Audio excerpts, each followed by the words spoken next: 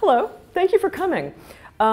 Before I say anything about my work, I want to say thank you to the committee that selected my work for this show. Those of you who are students probably don't realize that these things take a long time to happen. And I think the committee selected my work in 2013, isn't that right? And so here 2 years later, my show finally came to be at Penn College. So it's been a long time in the making, so I'm excited to be here. I want to thank the crew that hung the show, because I think they did an amazing job hanging the show, and it really makes me proud of my work, so that's exciting. And the person who did the graphic design, I don't know who that is, but whoever did it did a great job on the brochures and the postcards. So I just wanted to thank everybody, and for you for coming. Thanks for coming out on a rainy afternoon to see me.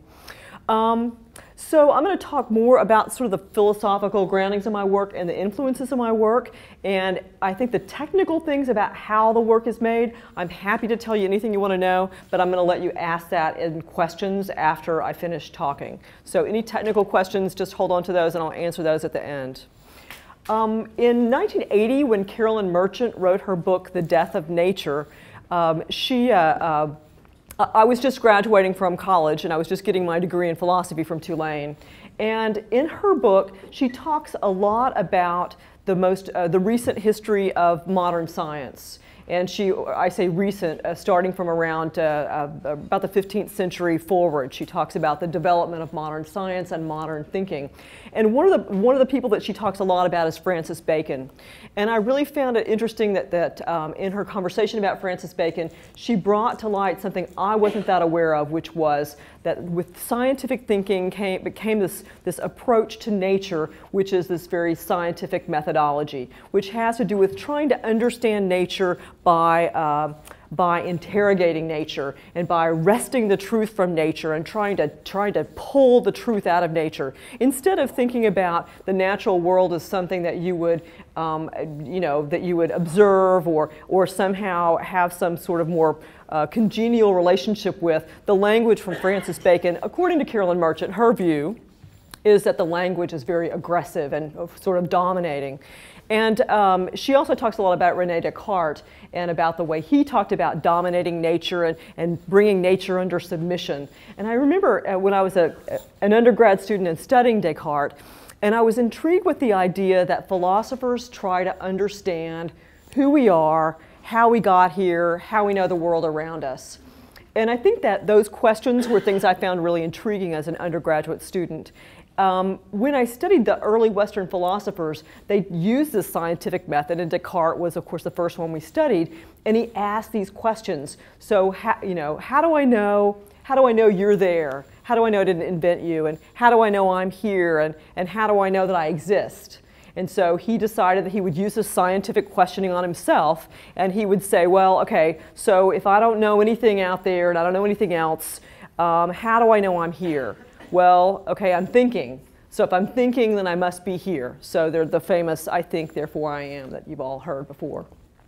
So this way of thinking about understanding the world around us, that kind of that approach moves through the early history of Western philosophy through Spinoza and Leibniz and all those guys, and they all had this sort of idea that somehow understanding and our relationship to the world is this kind of compartmentalized, these little, like, we exist in these little discrete environments, and we don't really interact somehow. And it wasn't until we got to the phenomenologists in the 1940s that I really started to think about different ways of understanding the world through philosophy.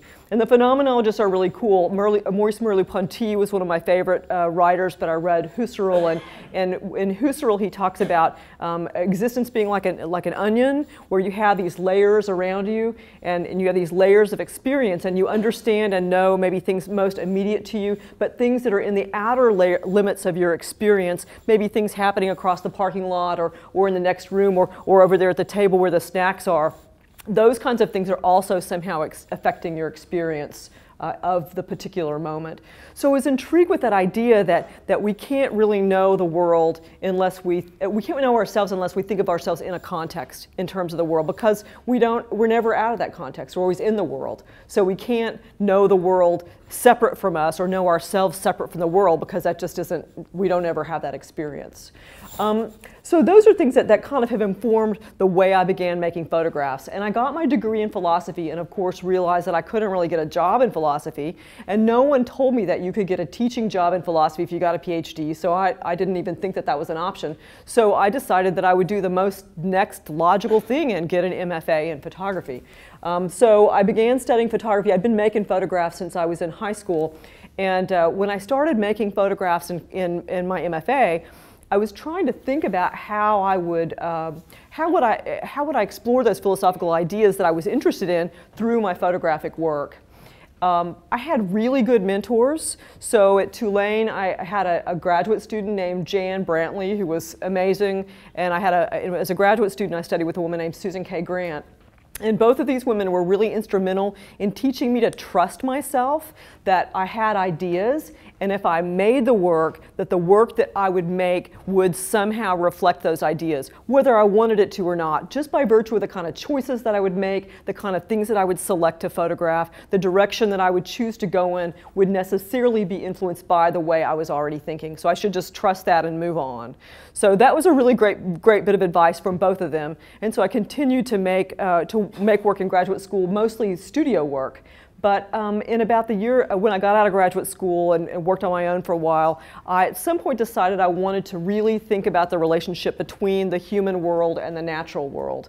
And that came out of my husband, who's an environmental organizer and is very involved in all things environmentally related. So he works with gas issues, he works with water issues, he works with clean air mostly.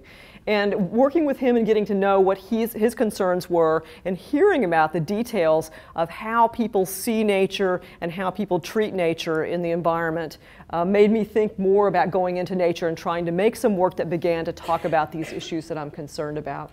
So I also spent a lot of time out in the woods with my mom and sister.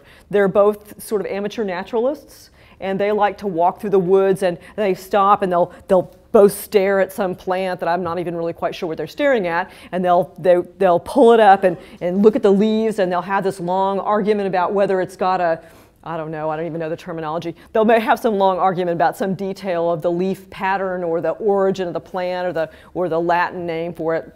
And I've always been fascinated by it, but somehow I never really have a brain for that. So, but I kept thinking about how interesting it is to look at the shapes of plants and the design of plants. And so I started making photographs, close-up photographs of plant material. And as I was working with these plants, I didn't really know what I was doing, but at some point I started thinking about how the plants I was photographing resembled the original images I was making. I was photographing kind of larger areas with lots of vines and branches, and I was thinking how they resembled the images from the anatomy books that I collect. And for reasons I can't explain, a lot of artists I think are fascinated with anatomy books. I have a lot of friends that collect them, and we fight over them at garage sales. But so I started going back into these pictures of the woods and the vines and adding color to them to sort of bring them closer to my idea of this relationship between the woods out there and the body in here. The idea that maybe the woods are growing inside of me. And then I started getting closer and looking at the reproductive systems of the plants, looking at the flowers and the stamen and the reproductive parts of the plants and photographing those. And then I've gone back into Photoshop to add color. And as I started doing this, I just started kind of experimenting, and I realized that what was coming out of these looked a lot like the images of microbes that I'd been looking at. And I've been looking at these microscopic images of bacteria and viruses, and a lot of the patterns and designs that I was seeing in the flowers that I was photographing looked a whole lot like Aspergillus and looked a lot like the E. coli virus and different viruses that would exist inside of our bodies. So I was really intrigued with the idea of making these plant images look as much as I could like they were microscopic images, but indeed they're not. They're actually photographs of something that's very much outside of our bodies. So that was a relationship I wanted to draw through the use of color, through the way I was approaching the photographs. In more recent works, I've been working with water. We have spent a lot of time in my life at the beach, Galveston Beach, which is a kind of a funky beach, but it's the beach I grew up on. So we continue to go back to Galveston every summer for a couple of weeks every year. And in going to Galveston, I became interested in the relationship between the aquatic world and the human world, and I was kind of curious about that. So I started making the pinhole photographs over here on the left-hand side of the gallery. And when I started making those pictures, I was really looking at the interim area at the beach, which is the beach is this space that's between the water and the actual land where people live. And the beach is really interesting because stuff from the water area washes up, like dead sharks. I've photographed a couple of dead baby sharks. Eels, different kinds of fish wash up, seaweed, and then stuff from the human world gets left behind because people are always leaving behind their sippy cups and their rakes and shovels and rubber gloves, whatever, miscellaneous weird things. And then some stuff washes up, like a lot of coconuts for some reason wash up in Galveston. I'm not quite sure why that is. But it's an interesting intersection where the aquatic world and the human world overlaps. And so I spent a lot of time, I spent about 3 or 4 years photographing with the pinhole camera these overlaps between the human world and the world of the water. The other thing I thought was intriguing about the beach is that at the beach, people do the same things at the beach that they've done for years. So when I look at pictures of Galveston from the turn of the century, people were digging holes, people were burying themselves in their weird Victorian bathing suits up to their necks, just like they do today. People were building sandcastles or just big mountains, which people tend to like to do at the beach. They like to build strange things. So I was also interested in the way the beach has this kind of timeless quality about it. And so that led me to really spend a lot of time investigating and thinking about that relationship with the pinhole camera, which allows me to get really close to things on the beach and really be almost in the water as I'm shooting. Along the way, I got a little underwater camera, a little Olympus underwater camera, and started experimenting with actually going fully into the water and seeing what would happen when I photographed the water. And I developed, went further and got kind of a nicer underwater camera, and I began the pictures that are against the back wall, which are always half under and half above the water. Not always exactly half, but as close as I can get. And with these pictures, I've been making these photographs for the last probably 4 or 5 years. And I'm really intrigued with the idea of looking at what's under the water and what's above the water at the same time. My perception of the way we understand nature tends to be that I think that one of the things that we think about nature is we think about ownership of nature. So we buy land, we own trees, so we sell the trees and make money off the wood. We own land that has a certain natural resource on it, a mineral, for example, and we sell the mineral and we make money from that. But there's often not as much concern for how does that affect the land when we take the mineral out. When I was flying here, I was reading a great article by Rebecca Solnit, and she was writing about the gold rush and how we think of the gold rush as this kind of, you know, whenever you see it represented, it's this kind of quaint era where people had those little pans and they'd go up panning for gold and they'd make a bunch of money and they'd yell Eureka, and everything was kind of fun. But when she did some research on things that had been written about the gold rush at the time, there was a lot of environmental destruction where people were, they were using a lot of mercury to extract the gold, and apparently a lot of mercury got into the water system throughout California, contaminated a lot of the water. And then there was a lot of dredging of rivers in order to get the gold out, which sent a lot of particulate matter downstream and also damaged a lot of the fish populations. So it was interesting to realize that even in those days, you know, people, we don't think about it in retrospect, but there was a lot of damage happening in those days as well.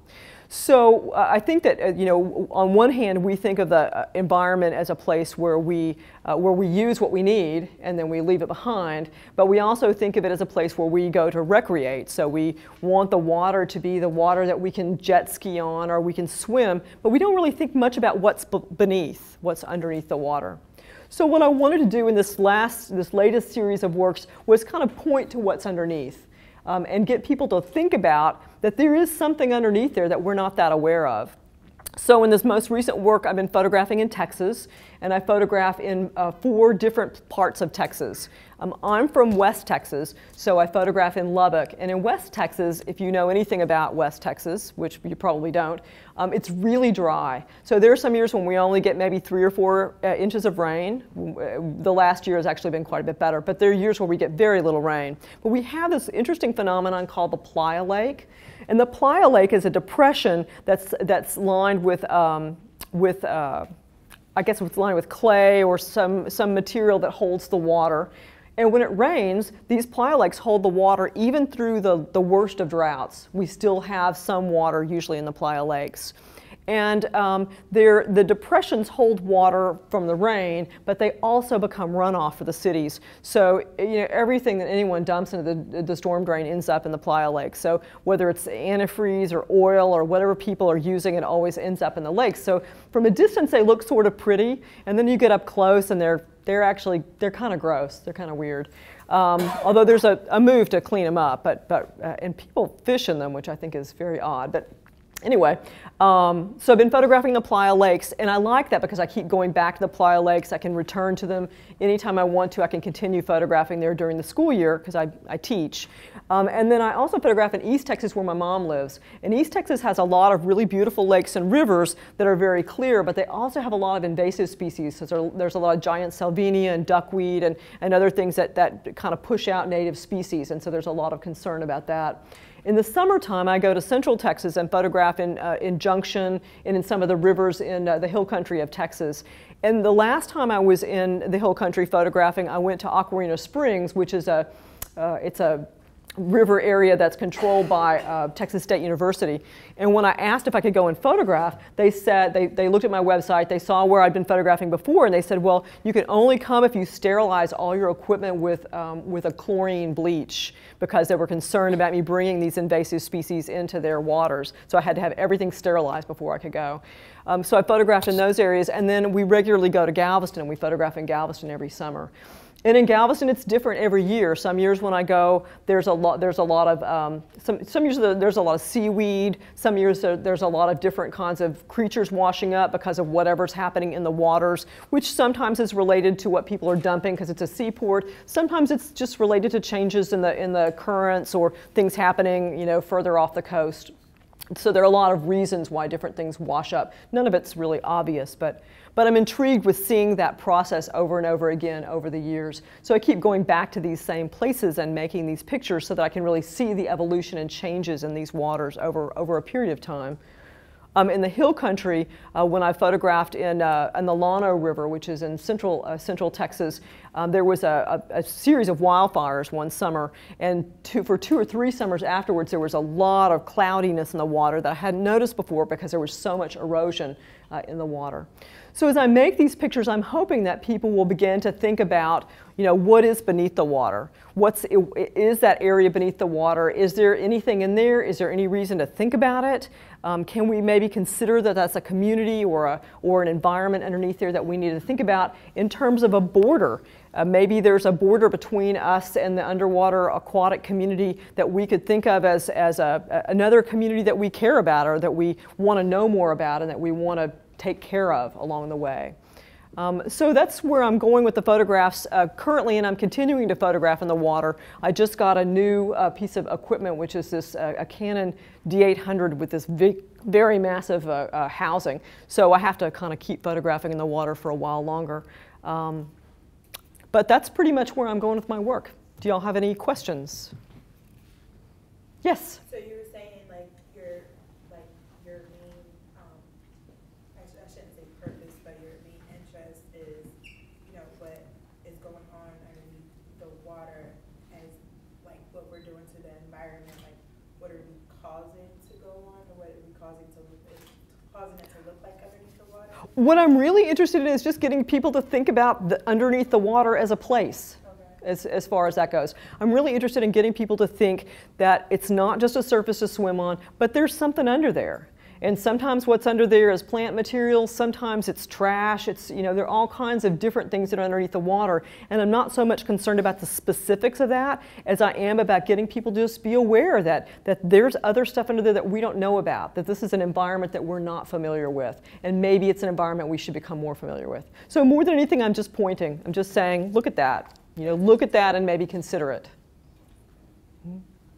Yes? Could you talk about your pinhole camera a little bit, whether it's homemade and what you're using for film or negative material? So the pinhole camera is, I want to say is it a Zone 2000? Is that what? It's been a while since I can't remember the name of it. It's a little wooden brass pinhole. They were making them in Hong Kong a few years back. It's a 120 pinhole. And the aperture is, the opening is f138.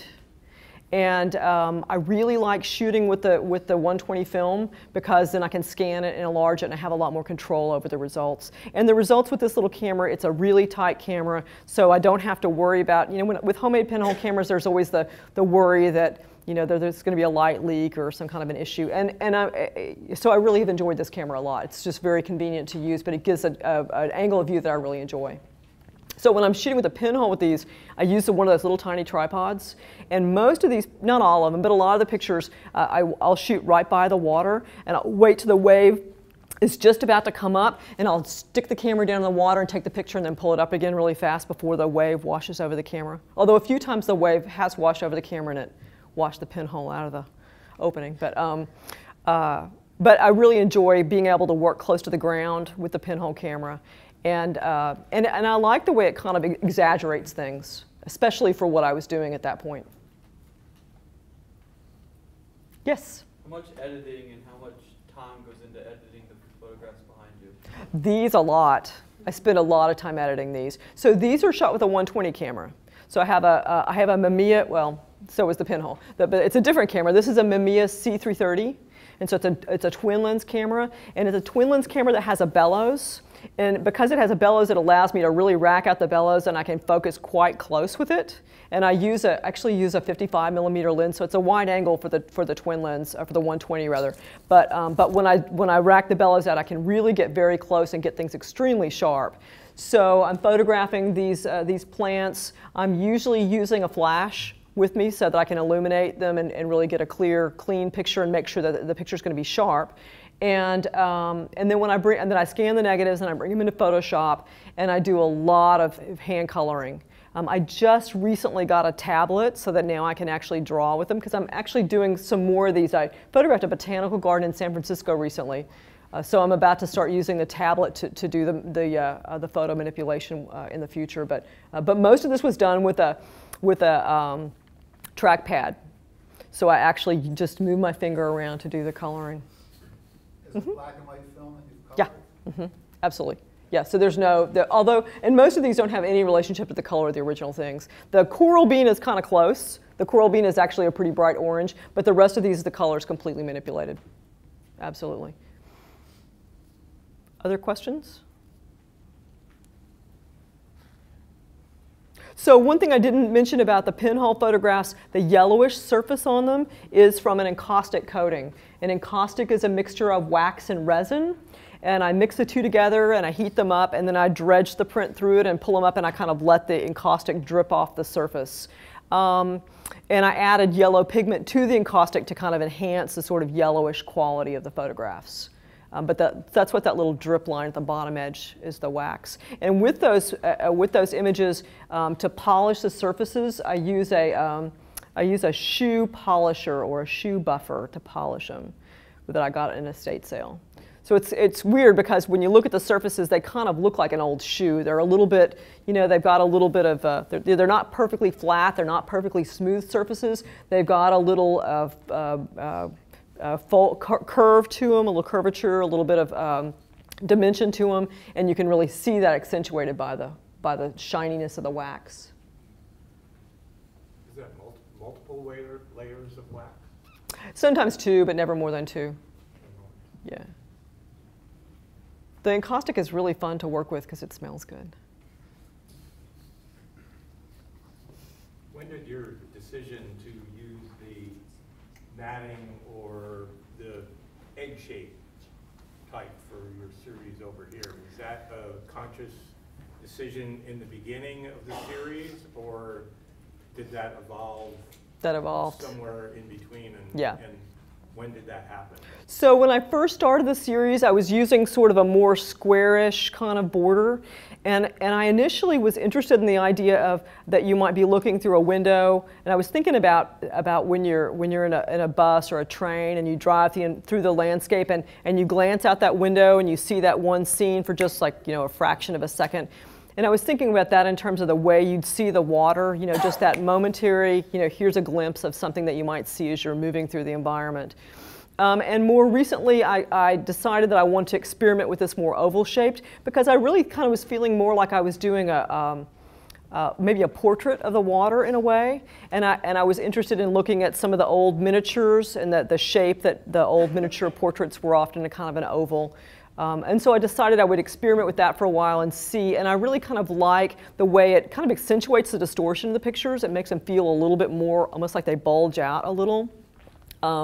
And I was kind of intrigued with that idea that I was, you know, I'm making this little portrait.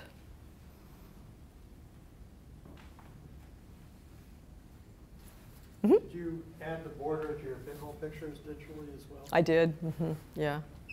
Yeah, and I added that border really to reference the kind of border that you might see in an old, like a cabinet card or an old photographic image. I mean, it's not exactly like one you'd see, but it kind of gives a suggestion of some kind of an old border that might have been used in the past.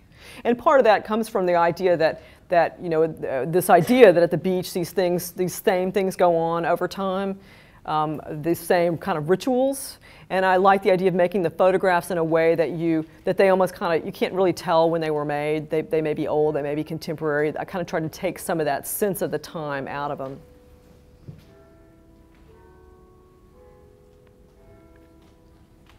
Other questions? Any of you people with pieces of paper, did I answer all your questions? Yes. I was just now, is your master's degree in philosophy? My bachelor's degree is in philosophy, and my master's is in fine arts, in photography. Yeah. Okay. So you were saying like just going under your undergrad for philosophy, it helped pique your interest a little bit more in the art?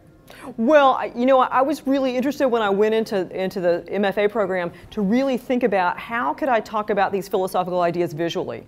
And when I started studying the phenomenology in the philosophy classes, one of the reasons I love phenomenology is because they talk about philosophy through these kind of literary approaches. So their language is, it's almost like reading a story sometimes. You know, even the existentialists like Jean-Paul Sartre, I loved reading him because his writing was like reading a novel sometimes. Actually, he wrote novels, but his writing was very literary. And I wondered if I couldn't talk about philosophy in a visual way in the same way they were talking about it in this literary way, by, you know, using an art form to talk about these philosophical ideas. Okay. Yeah. Now all your training in Texas? That's where you grew up, Texas? My undergraduate degree was at Tulane in New Orleans. New Orleans. Yeah, but my graduate degree is in Texas, and yeah, I grew up in Texas. Yeah. Can't you tell I'm wearing boots? I didn't bring a hat, but. Well, thank you, Robin. Let's have a round of applause. Thank you.